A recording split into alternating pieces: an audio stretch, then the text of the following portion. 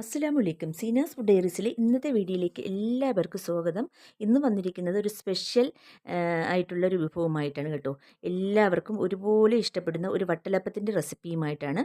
വളരെ സിമ്പിളാണ്, കുറഞ്ഞ ചേരുവകൾ കൊണ്ട് പെട്ടെന്ന് തയ്യാറാക്കി എടുക്കാൻ പറ്റുന്ന ഒരു റെസിപ്പിയാണിത്. അപ്പോൾ വളരെ രുചികരമായിട്ടുള്ള ഈ റെസിപ്പി നമുക്ക് എങ്ങനെയാണ് ഉണ്ടാക്കിയെടുക്കുന്നതെന്ന് നോക്കാം. അപ്പോൾ വീഡിയോ ഇഷ്ടപ്പെടുകയാണെങ്കിൽ ഒന്ന് ലൈക്ക് ചെയ്യാനും നിങ്ങളുടെ ഫാമിലി മെമ്പേഴ്സിനും ഫ്രണ്ട്സിനും ഒക്കെ ഒന്ന് ഷെയർ ചെയ്ത് കൊടുക്കാനും, പിന്നെ സബ്സ്ക്രൈബ് ചെയ്യാത്ത കൂട്ടുകാരാണെങ്കിൽ ഒന്ന് സബ്സ്ക്രൈബ് ചെയ്തൊന്ന് സപ്പോർട്ട് ചെയ്യാനൊന്നും മറന്നു പോകരുതേ.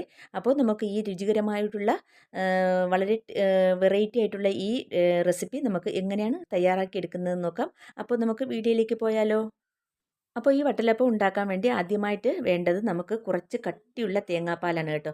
അതൊരു മീഡിയം സൈസ് തേങ്ങ ഞാൻ ചിരകി എടുത്തിട്ട് 3/4 കപ്പ് വെള്ളവും കൂടി ഒഴിച്ച് കൊടുത്തിട്ട് നന്നായിട്ട് മിക്സിയിലൊന്ന് അടിച്ചെടുത്ത് അത് അരിച്ചെടുത്ത തേങ്ങാപ്പാലാണ്. അത് 250 ml മെഷറിംഗ് കപ്പിന് 1.5 കപ്പ്, അപ്പോൾ 375 മില്ലിഗ്രാം തേങ്ങാപ്പാലാണ് ഞാനൊരു പാത്രത്തിലേക്ക് ഒഴിച്ച് കൊടുത്തിട്ടുള്ളത്. ഇനി അടുത്തതായി വേണ്ടത് ഒരു 150 ഗ്രാമോളം കരിപ്പെട്ടിയാണ് കേട്ടോ. കരിപ്പെട്ടി തന്നെ എടുക്കാൻ നോക്കുക. അതെടുക്കുമ്പോഴാണ് ഇതിൻ്റെ യഥാർത്ഥത്തിലുള്ള ടെക്സ്ചർ കിട്ടുക. അപ്പോൾ കരിപ്പെട്ടി ഒന്ന് പിച്ചാത്തി വെച്ചൊന്ന് ചീകിയെടുത്ത് എടുക്കുകയോ അല്ലെങ്കിൽ ഗ്രേറ്ററിൽ വെച്ചൊന്ന് ഗ്രേറ്റ് ചെയ്തെടുക്കുകയോ ചെയ്തിട്ട് ഈ തേങ്ങാപ്പാലിലേക്ക് നമുക്ക് ഇട്ട് കൊടുക്കാം. അതിനുശേഷം ഇത് നന്നായിട്ടൊന്ന് മിക്സ് ചെയ്തെടുക്കുക. അതിന് വേണ്ടി ഒരു ഹാൻഡ് വിസ്ക് വെച്ച് നമുക്ക് നന്നായിട്ട് ഇതൊന്ന് മിക്സ് ചെയ്തെടുക്കാം. ഈ കരിപ്പെട്ടി ഈ തേങ്ങാപ്പാലുമായിട്ട് നന്നായിട്ട് അലിഞ്ഞ് വരണം. ഈ സ്വീറ്റ് ഉണ്ടാക്കാൻ കുറച്ച് ചേരുവകളെ വേണ്ടു കേട്ടോ, എങ്കിലും അതിൻ്റെ ടേസ്റ്റിൽ ഒരു രക്ഷയുമില്ല കേട്ടോ. തേങ്ങാപ്പാലിൻ്റെയും കരിപ്പെട്ടിയുടെയൊക്കെ ടേസ്റ്റ് മുന്നിട്ട് നിൽക്കും. അപ്പോൾ വളരെ നല്ലതാണ് കഴിക്കാൻ. അപ്പോൾ ഇതാ കരിപ്പെട്ടിയും തേങ്ങാപ്പാലും കൂടി നന്നായിട്ട് മിക്സ് ചെയ്തെടുത്തിട്ടുണ്ട്. ഇനി അടുത്തതായി വേണ്ടത് നമുക്കിതിലേക്ക് ഒരു 6 മുട്ടയാണ് കേട്ടോ. 1 കപ്പ് തേങ്ങാപ്പാലിന് 4 മുട്ട എന്ന കണക്കിൽ 1.5 കപ്പ് തേങ്ങാപ്പാലിന് 6 മുട്ട ഞാൻ എടുത്തിട്ടുണ്ട്. അത് നമുക്ക് ഇതിലേക്ക് ഒഴിച്ചു കൊടുക്കാം. അതിനുശേഷം വീണ്ടും ഹാൻഡ് വിസ്ക് വെച്ച് നന്നായിട്ട് ബ്ലെൻഡ് ചെയ്ത് കൊടുക്കുക. മുട്ടയും കൂടി നന്നായിട്ട് മിക്സായി കിട്ടത്തക്ക വിധത്തിൽ ബ്ലെൻഡ് ചെയ്ത് കൊടുത്തതിന് ശേഷം കുറച്ച് ഏലക്കാപ്പൊടിയും പിന്നെ ആവശ്യത്തിനുള്ള ഉപ്പും കൂടി ചേർത്ത് കൊടുത്ത് വീണ്ടും നന്നായിട്ട് ഹാൻഡ് വിസ്ക് വെച്ച് ബ്ലെൻഡ് ചെയ്തെടുക്കുക. അപ്പോൾ ഒരു കാരണവശാലും ഇത് മിക്സിയിലിട്ട് അടിക്കരുത് കേട്ടോ, എങ്കിൽ ഇതിൻ്റെ ടെക്സ്ചർ തന്നെ പാടെ മാറിപ്പോകും. അപ്പോൾ നമുക്ക് മുട്ട നന്നായിട്ടൊന്ന് ഇത് ബ്ലെൻഡ് എടുത്തിട്ട് നമുക്കിതിലേക്ക് ഒരു 1/4 ടീസ്പൂൺ ഉപ്പിട്ട് കൊടുക്കാം. അതിനുശേഷം 1/2 ടീസ്പൂൺ ഏലക്ക പൊടിച്ചതും കൂടി ഇട്ട് കൊടുക്കാം. ഇനി ഏലക്ക പൊടിച്ചത് ഇല്ലെങ്കിൽ നിങ്ങൾക്ക് 3-4 ഏലക്ക ഒന്ന് തല്ലി ചതച്ച് ഇട്ട് കൊടുത്താലും മതിയാകും. എന്നിട്ട് എല്ലാം കൂടി ഇട്ട് കൊടുത്തിട്ട് നന്നായിട്ട് വീണ്ടും ഹാൻഡ് വിസ്ക് വെച്ച് നന്നായിട്ട് ബ്ലെൻഡ് ചെയ്തെടുക്കുക. ഈ വട്ടലപ്പത്തിന് കുറച്ച് ചേരുവകൾ മാത്രം മതി, എന്നാൽ ഈസി ആയിട്ട് പെട്ടെന്ന് തന്നെ ഉണ്ടാക്കിയെടുക്കാൻ പറ്റുന്ന ഒരു വട്ടലപ്പമാണിത്.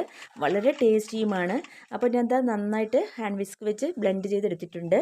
അപ്പോൾ നമ്മൾ തേങ്ങാപ്പാൽ ചേർത്ത ആ കരിപ്പെട്ടിയും മുട്ടയൊക്കെ നന്നായിട്ട് മിക്സായി കിട്ടിയിട്ടുണ്ട്. ഇത്ര മതി. ഇനി നമുക്കിതൊന്ന് ഒരു അരിപ്പയിൽ കൂടി അരിച്ചെടുക്കണം. അപ്പോൾ അരിപ്പ നല്ല ചെറിയ ഹോളുള്ള സ്റ്റീൽ അരിപ്പയോ ഏതെങ്കിലും ഒരു അരിപ്പ വെച്ച് നമുക്ക് ഇതിൽ കൂടി ഒന്ന് അരിച്ചെടുക്കാം. അതിന് മുമ്പായിട്ട് ഇത് ഏത് പാത്രത്തിലാണോ സെറ്റ് ചെയ്യുന്നത് ആ പാത്രം നന്നായിട്ടൊന്ന് നെയ്യോ ഓയിലോ ഒന്ന് ഗ്രീസ് ചെയ്തെടുക്കുക. അപ്പോൾ ഞാൻ ഇതുപോലുള്ളൊരു പാത്രമാണ് സെറ്റ് ചെയ്യാൻ എടുത്തിട്ടുള്ളത്. ഇതിൽ ഞാൻ നെയ്യ് ഒന്ന് പുരട്ടിയെടുത്തിട്ടുണ്ട് കേട്ടോ. ഇനി നമുക്ക് ഒരു അരിപ്പയിൽ കൂടി ഈ ബാറ്റർ ഒന്ന് ഇതിലേക്ക് അരിച്ചൊഴിച്ച് കൊടുക്കാം. അപ്പോൾ ഇതുപോലെ ഒരു ചെറിയ ഹോളുള്ള കമ്പി അരിപ്പ ആണ് ഞാൻ അരിക്കാൻ വേണ്ടി ഉപയോഗിക്കുന്നത്. വലിയ ഹോളുള്ള അരിപ്പ ഉപയോഗിക്കാതിരിക്കുക കേട്ടോ. അപ്പോൾ മൊത്തം ഞാൻ അരിപ്പയിൽ കൂടി അരിച്ചെടുത്തിട്ടുണ്ട്. ഇപ്പോൾ കണ്ടോ, ആ കരിപ്പെട്ടിയിലുള്ള മണ്ണും അഴുക്കും എല്ലാം നമുക്ക് അരിപ്പയിൽ കൂടി കിട്ടിയിട്ടുണ്ട്. ഇനി നമുക്കിതൊന്ന് വേവിച്ചെടുക്കണം. ഇനി ഈ പാത്രത്തിൻ്റെ മുകളിലായി കറക്റ്റായിട്ടുള്ള അടപ്പുള്ളൊരു അടപ്പ് വെച്ച് അടയ്ക്കുകയോ ഒരു ഫോയിൽ പേപ്പർ വെച്ച് ഒന്ന് കവർ ചെയ്യുകയോ ചെയ്യുക. ഞാൻ ഫോയിൽ പേപ്പറാണ് എടുത്തിട്ടുള്ളത് കേട്ടോ. എന്നിട്ട് നന്നായിട്ട് ഇതുകൊണ്ട് ഇതുപോലെ ഒന്ന് മൂടി കൊടുക്കുന്നുണ്ട്.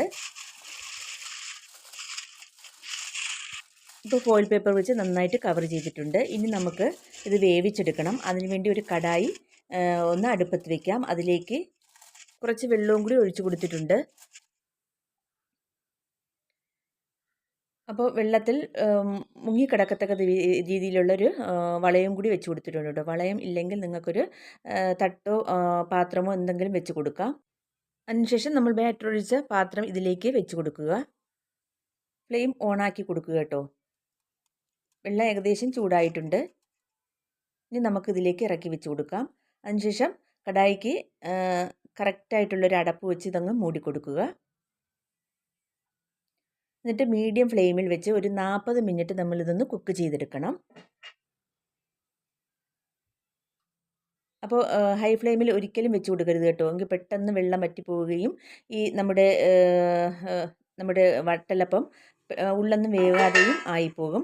അപ്പോൾ ഇടയ്ക്കൊന്ന് ഇതുപോലെ ഒന്ന് തുറന്ന് നോക്കണം കേട്ടോ. കാരണം ഇതൊന്ന് വെള്ളം വറ്റിയോ ഒന്ന് നോക്കാനാണ്. വെള്ളം വറ്റിയിട്ടുണ്ടെങ്കിൽ കുറച്ച് വെള്ളവും കൂടി ഒഴിച്ചു കൊടുക്കണം. ഒരു കാരണവശാലും ഫോയിൽ പേപ്പർ ഇളക്കി നോക്കരുത്.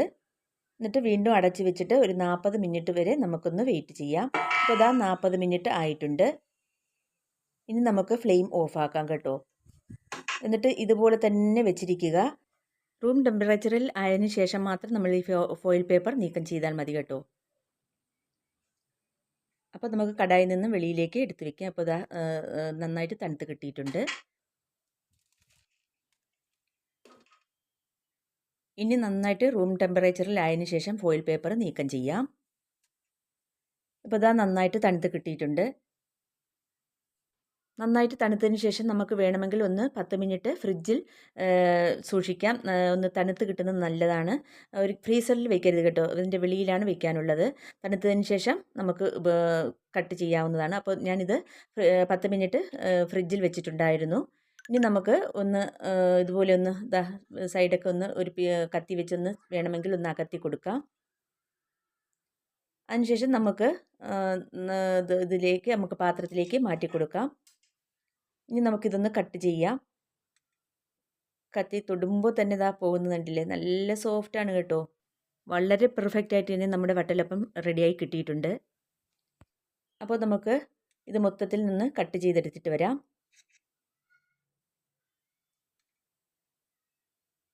അപ്പോൾ ഇതാ നമ്മുടെ വട്ടലപ്പം നന്നായിട്ട് കട്ടൊക്കെ ചെയ്തെടുത്തിട്ടുണ്ട്.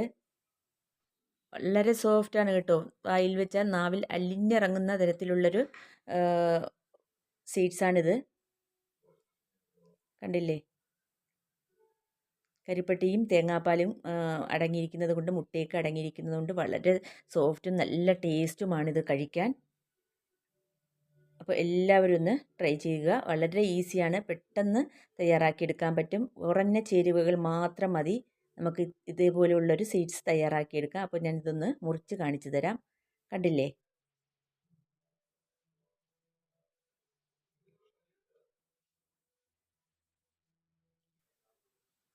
അപ്പോൾ എല്ലാവരും ഒന്ന് ട്രൈ ചെയ്തിട്ട് നിങ്ങളുടെ അഭിപ്രായങ്ങളൊക്കെ കമൻറ്റായിട്ട് അറിയിക്കുക.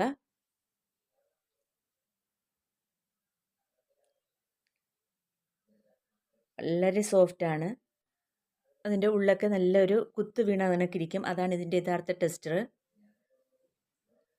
അപ്പോൾ ഇന്നത്തെ വീഡിയോ നിങ്ങൾക്ക് എല്ലാവർക്കും ഇഷ്ടമായെന്ന് വിചാരിക്കുന്നു. വീഡിയോ ഇഷ്ടമായാൽ ലൈക്ക് ചെയ്യാനും ഷെയർ ചെയ്യാനും കമൻറ്റ് ചെയ്യാനൊന്നും മറന്നു പോകരുതേ. പിന്നെ എൻ്റെ വീഡിയോ ആദ്യമായിട്ട് കാണുന്ന കൂട്ടുകാരുണ്ടെങ്കിൽ സബ്സ്ക്രൈബ് ചെയ്തൊന്ന് സപ്പോർട്ട് ചെയ്യുക.